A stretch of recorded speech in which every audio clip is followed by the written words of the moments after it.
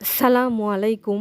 যেসব মানুষ কথা বলতে বেশি পছন্দ করেন, কোনো কারণ ছাড়াই কিছু মানুষ আছে বলতে থাকে, উল্টাপাল্টা কথা বলে ফেলে, অতিরিক্ত কথার কারণে মানুষকে কষ্ট দিয়ে ফেলে। এদের জন্য হাদিস আছে একটা।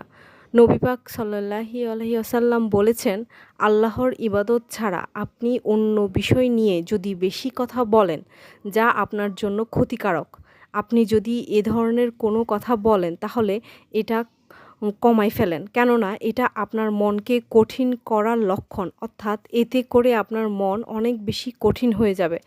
আর কঠিন দিলের মানুষ আল্লাহর থেকে অনেক দূরে হয়। আপনি যদি বেশি বলেন তা কমায় ফেলেন। কেননা এতে করে আল্লাহ থেকে আপনি দূরে সরে যাচ্ছেন। সালামু আলাইকুম।